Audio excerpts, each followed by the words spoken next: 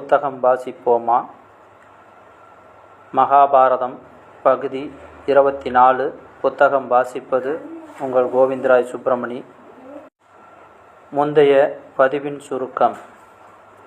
பாண்டவர்கள் மறைந்திருந்து வாழும் அஞ்ஞாத வாசத்தை விராட தேசத்தில் விராட அரசனுக்கு சேவை புரிந்து முடித்தார்கள். பாண்டவர்கள் விராட தேசத்தில் இருப்பதை சந்தேகப்பட்ட துரியோதனன் விராட தேசத்தின் மீது போர் தொடுத்தான். விராடனுக்கு பக்கபலமாக பாண்டவர்கள் நின்று கௌரவர்களை தோற்கடித்தார்கள். விராடனின் மகள் உத்திரியை அர்ஜுனனின் மகன் அபிமன்யுவுக்கு திருமணம் செய்து வைத்தார்கள். அப்போது வந்திருந்த அரசர்களை கொண்டு மந்திர ஆலோசனை செய்து கௌரவர்களுக்கு தூது அனுப்பலாம் என்று முடிவு செய்தார்கள். சமாதான தூதில் ஒத்து வரவில்லை என்றால் போர் தொடுக்கலாம் என்று தீர்மானித்தார்கள். இந்த பதிவில் அர்ஜுனனுக்கு கண்ணன் சாரதியான கதை. பாண்டவர்கள் சமாதானமாக பேச அஸ்தினாபுரத்துக்கு தூதர்களை போகச் சொல்லிவிட்டு தங்கள் பட்சத்தில் இருக்கக்கூடிய அரசர்களுக்கெல்லாம் படைகளை திரட்டி தயாராகும்படி சொல்லி அனுப்பினார்கள்.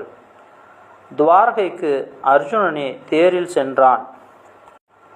தன்னுடைய ஒற்றர்கள் மூலம் விஷயங்களை அறிந்து கொண்ட துரியோதனனும் சும்மா இருக்கவில்லை. வாசுதேவன் துவாரகைக்கு திரும்பிவிட்டான் என்பதை அறிந்து வேகமாக குதிரைகள் பூட்டிய தேரில் ஏறி புறப்பட்டு துவாரகையை அடைந்தான். அர்ஜுனனும் துரியோதனனும் ஒரே நாளில் துவாரகைக்கு வந்து சேர்ந்தார்கள். கிருஷ்ணன் படுத்து தூங்கி கொண்டிருந்தான். இருவரும் நெருங்கிய உறவானபடியால் இருவரும் கிருஷ்ணன் படுத்திருந்த அறைக்கு சென்று அவன் எழுந்திருப்பதற்காக காத்திருந்தார்கள். முதலில் உள்ளே பிரவேசித்த துரியோதனன் கிருஷ்ணனுடைய அருகில் தலையின் பக்கத்தில் ஒரு சிறிய ஆசனத்தில் உட்கார்ந்தான். பின்னால் வந்த அர்ஜுனன் கிருஷ்ணனின் காலருகே கைகூப்பி கொண்டு நின்றான். மாதவன் தூக்கத்திலிருந்து எழுந்து எதிரே நின்ற அர்ஜுனனை முதலில் பார்த்து நல்வரவு என்று சொன்னான். பிறகு திரும்பி பார்த்து அருகில் ஆசனத்தில் வீற்றிருந்த துரியோதனனையும் வரவேற்று அவனையும் சேம சமாச்சாரங்கள் விசாரித்தான். என்ன காரியமாக இருவரும் வந்தீர்கள் என்று கேட்டான். துரியோதனன் முதலில் பேசினான். இப்போது எங்களுக்குள் யுத்தம் வரும் போலிருக்கிறது. யுத்தம் வந்தால் நீர் எனக்கு உதவி செய்ய வேண்டும். நானும் அர்ஜுனன் இருவரும் உம்மிடத்தில் சமமாக பிரியம் பெற்றிருக்கிறோம். நம்முடைய உறவு முறையும் சமமாகத்தான் இருக்கிறது. ஒருவருக்கு அதிகம் இன்னொருவருக்கு குறைவு என்று இல்லை. இப்போது உம்மிடத்தில் நான் முதலில் வந்தவனாக இருக்கிறேன். பெரியோர்களுடைய பழைய ஆச்சாரம் என்னவென்றால் முதலில் வந்தவனைத்தான் ஆதரிக்க வேண்டும். பெரியோர்களுள் நீர் சிறந்து விளங்குகிறீர். ஜனார்த்தனரே, எல்லோருக்கும் மார்க்கம் காட்டுபவராகவும் இருக்கிறீர். பெரியோர்கள் நடத்தி வந்த தர்ம நெறியை ஊர்ஜிதப்படுத்துவீராக. முந்தி வந்தவனுக்கு முதலில் உதவி என்றான். திருதராஷ்டிர புத்திரன் இவ்வாறு சொன்னதை கேட்ட புருஷோத்தமன், நீ முதலில் வந்தாய் என்பது உண்மையாகவே இருக்கலாம். ஆனால் அரசனே, குந்தி மகனைத்தான் நான் முதலில் பார்த்தேன். நீ முதலில் வந்திருக்கிறாய். இவன் என்னால் முன்னால் பார்க்கப்பட்டிருக்கிறான். இருவரும் இந்த விஷயத்தில் சரிசமமாகவே இருக்கிறீர்கள். ஆகையால் நான் இருவருக்கும் சகாயம் செய்ய வேண்டியவனாகிறேன். பரிசுகளை கொடுக்க வேண்டியதில் சிறியவர்களுக்குத்தான் முதலில் கொடுக்க வேண்டும் என்பது பூர்வீக வழக்கம். ஆகையால் அர்ஜுனனுக்கு முதலில் தருகிறேன். போர் செய்வதில் எனக்கு சமமானவர்களும் மகா வீரர்களுமான என் குலத்தவர்கள் நாராயணர்கள் இருக்கிறார்கள். அவர்கள் திரண்டால் பெரிய படையாகும். யுத்தத்தில் யாருமே அவர்களை நெருங்க முடியாது. அவர்கள் ஒருபுறம் இருப்பார்கள். இன்னொரு பக்கம் ஆயுதம் எடுக்காதவனாக யுத்தத்தில் போர் புரியாதவனாகவும் நான் ஒருவன் மட்டும் இருப்பேன். பார்த்தனே, நன்றாக அநேகம் தடவை ஆலோசித்து உனக்கு எது பிரியமோ அதை நீ வரிக்கலாம். தனி மனிதனாகவும் ஆயுதமற்றவனாகவும் இருக்கும் என்னிடம் சகாயம் வேண்டுகிறாயா, அல்லது வீரர்களான நாராயணர்களின் சேனாபலம் யுத்தத்தில் விரும்புகிறாயா? சொல். பழைய நெறியை அனுசரித்து இளையவனாகிய நீ முதலில் கோரலாம் என்றான். கிருஷ்ணனால் இவ்வாறு சொல்லப்பட்ட தனஞ்சயன் தாமதமும் சந்தேகமும் இன்றி உடனே, ஆயுதம் எடுக்காமல் நீர் என் பட்சத்தில் இருந்தால் போதும் என்று பதில் சொல்லிவிட்டான். இதை கேட்டதும் அர்ஜுனன் ஏமாந்து போனான் என்று துரியோதனனுக்கு அடங்காத மகிழ்ச்சி. வாசுதேவனுடைய சேனை தன் பங்காக இருக்கட்டும் என்று கேட்டு பெற்றுக்கொண்டான். லட்சக்கணக்கான பெரும் சேனையை பெற்றுக்கொண்டு விட்டேன் என்று சந்தோஷத்தை அடைந்தவனாக பலராமனிடம் போய் நடந்ததையெல்லாம் சொன்னான்.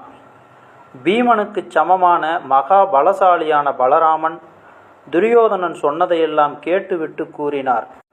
துரியோதனா, விராடனுடைய மகளுடைய திருமண காலத்தில் நான் சொன்னதையெல்லாம் உனக்கு சொல்லி இருப்பார்கள். உனக்காக வேண்டிய அளவு நான் பேசியிருக்கிறேன். பலமுறை கிருஷ்ணனிடம் சொல்லி வந்திருக்கிறேன். நாம் கௌரவர்கள் பாண்டவர்களுக்கு சமமான பந்தம் என்று. ஆனால் என் பேச்சை கிருஷ்ணன் ஏற்றுக்கொள்ள மாட்டேன் என்கிறான். நான் என்ன செய்ய முடியும்? கிருஷ்ணன் சேராத இடத்தில் நான் ஒரு கணம் கூட இருக்க முடியாது. நான் பார்த்தனுக்கும் உதவி செய்ய மாட்டேன், உனக்கும் உதவி செய்ய முடியாது. கிருஷ்ணனுக்காக இவ்வாறு தீர்மானித்து விட்டேன். துரியோதனா, நீ மேன்மை பெற்ற குலத்தில் பிறந்திருக்கிறாய். அரசர்களெல்லாம் உன் வம்சத்தை பூஜிக்கிறார்கள். சத்திரிய தர்மத்துக்கு இசைந்த முறையில் யுத்தம் செய் போ என்றான். துரியோதனன் அர்ஜுனன் நன்றாக ஏமாற்றப்பட்டான். துவாரகையின் பெரும் சேனையை நான் அடைந்து விட்டேன். பலராமருடைய பிரியமும் என்பால் இருக்கிறது. வாசுதேவனும் சேனைகள் அற்றவனாக செய்யப்பட்டான் என்று எல்லா விதத்திலும் தான் வெற்றி அடைந்ததாக எண்ணி மகிழ்ந்து அஸ்தினாபுரம் திரும்பினான் துரியோதனன். துரியோதனன் சென்றதும் கிருஷ்ணன் அர்ஜுனனிடம் கேட்டார். அப்பனே தனஞ்சயா, சேனா பலத்தை விட்டுவிட்டு ஏன் இவ்விதம் தீர்மானித்தாய்?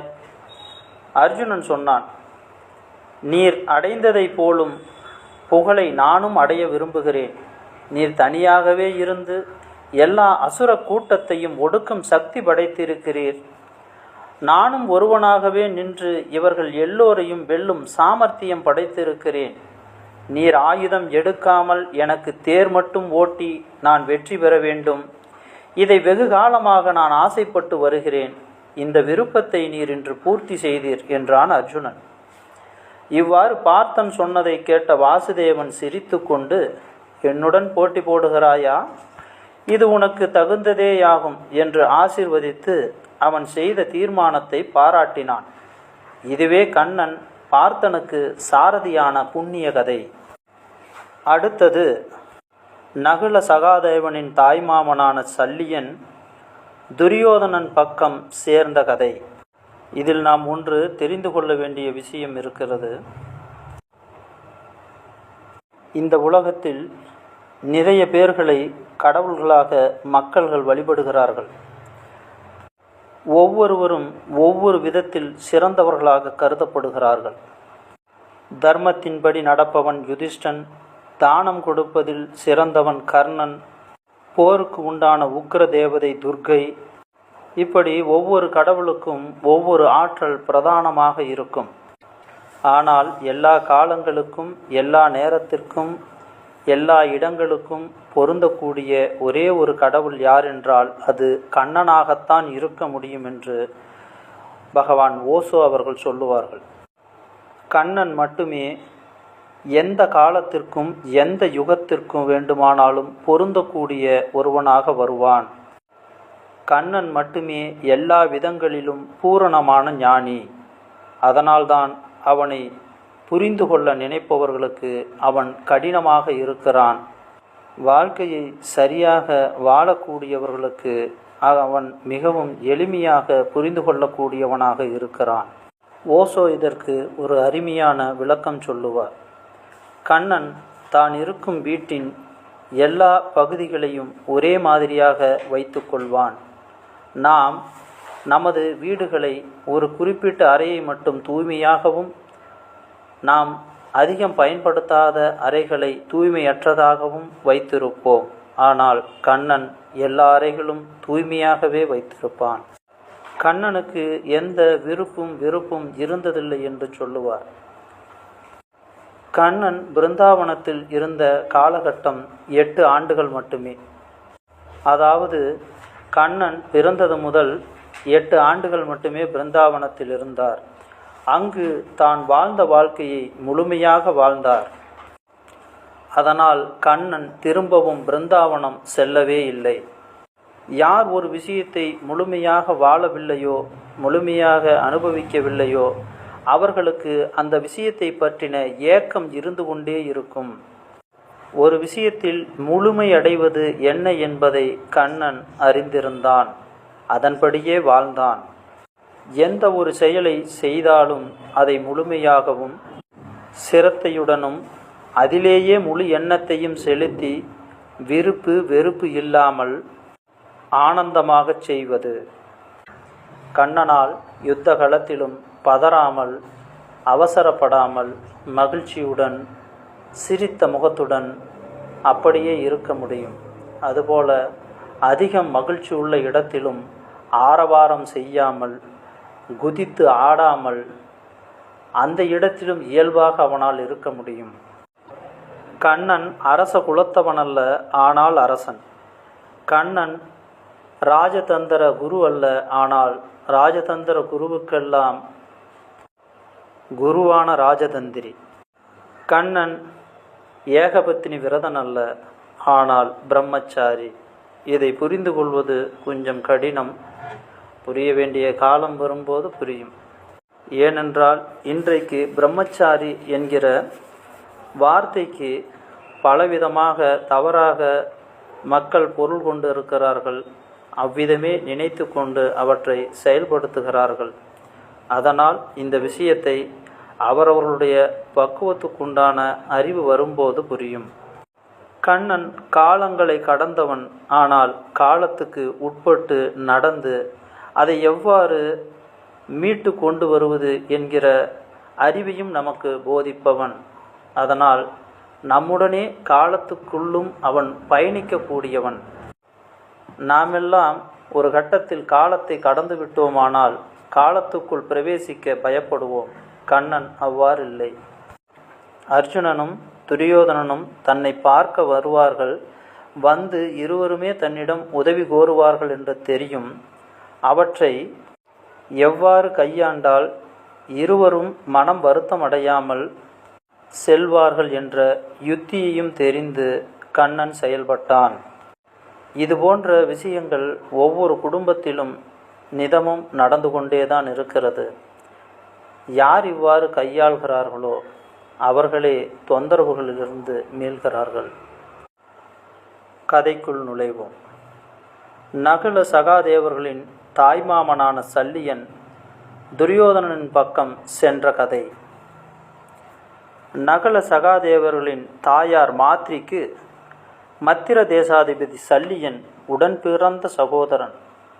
பாண்டவர்கள் ஓப்பிலாவிய நகரத்தில் யுத்தத்துக்கு வேண்டிய ஏற்பாடுகள் செய்து வருகிறார்கள் என்று கேட்டு சல்லியன் உடனே பெரியதொரு சேனையை திரட்டிக்கொண்டு பாண்டவர்களுக்கு துணையாக போக தீர்மானித்தான்.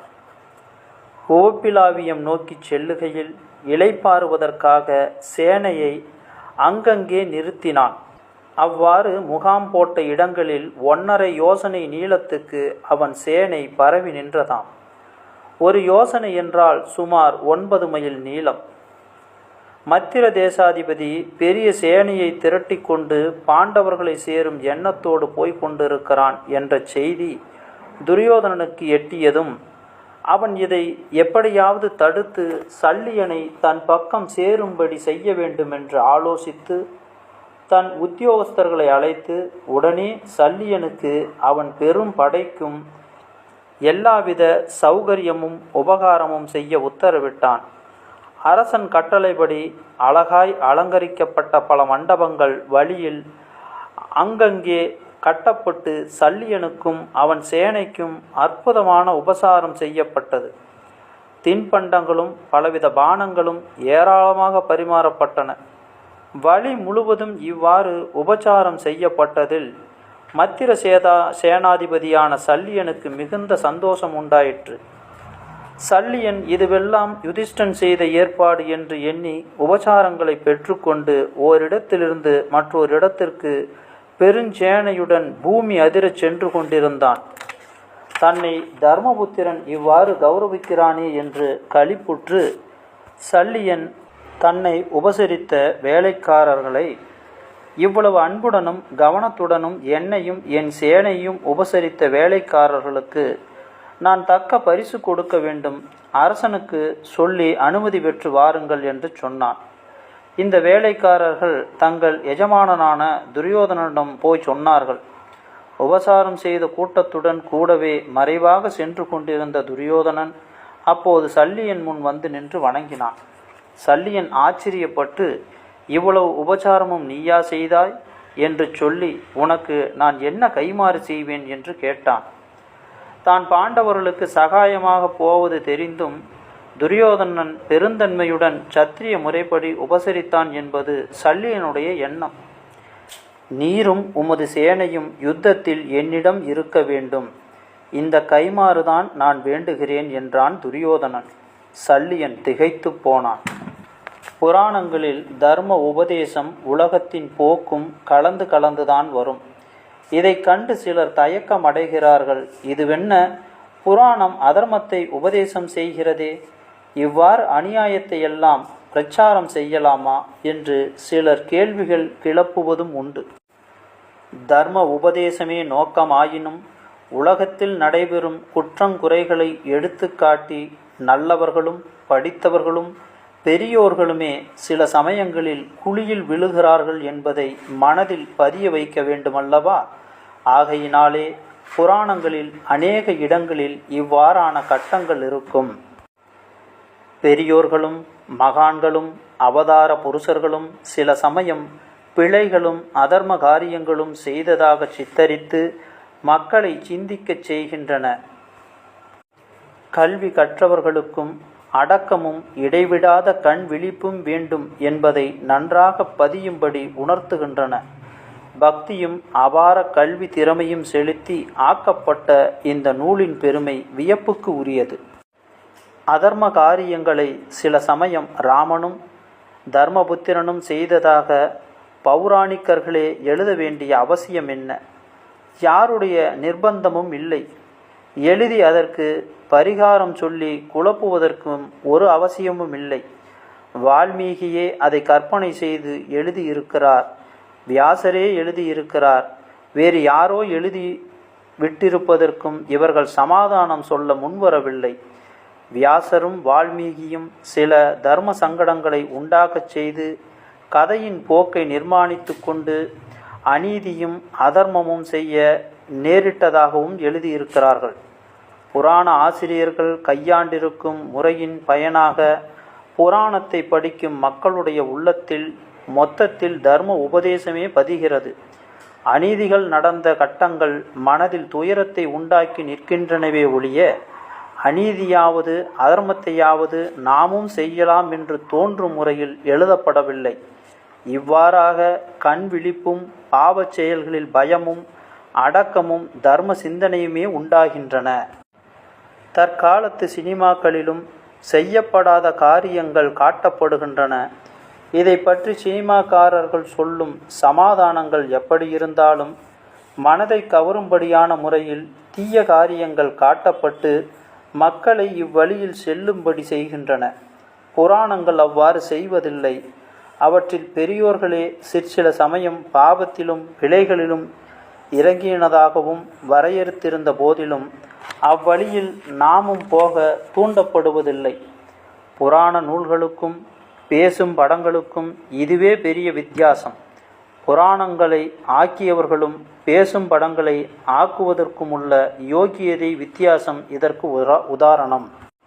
கதைக்கு வருவோம்.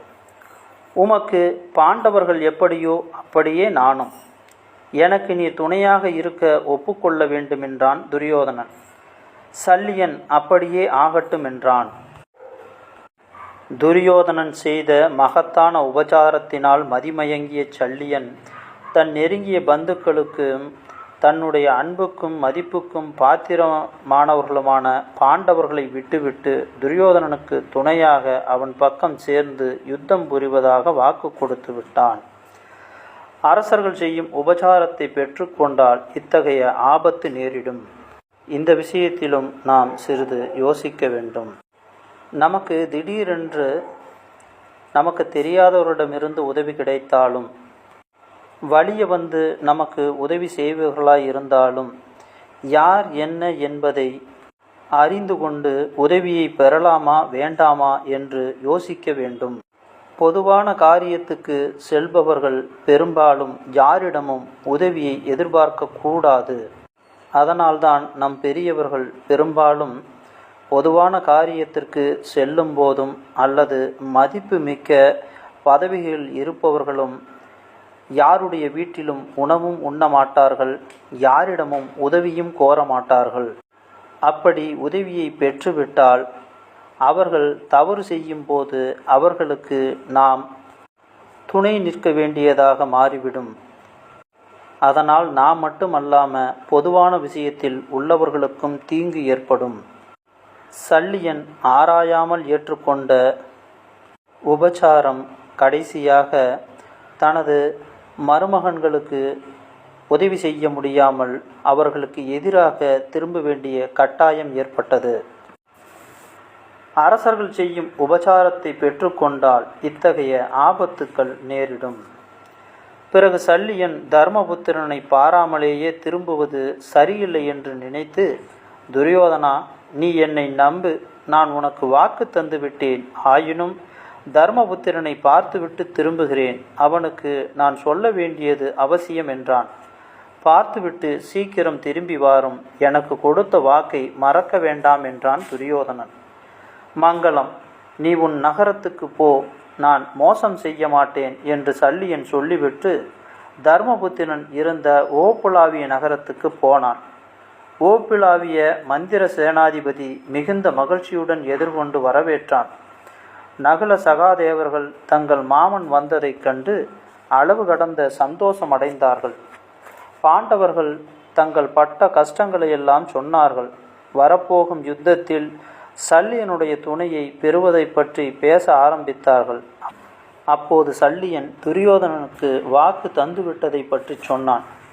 சல்லியனை பற்றி கொஞ்சமும் சந்தேகப்படாமல் அஜாக்கிரதையாகவே இருந்ததனால் உண்டான பலன் இது என்று யுதிஷ்டன் உணர்ந்தான்.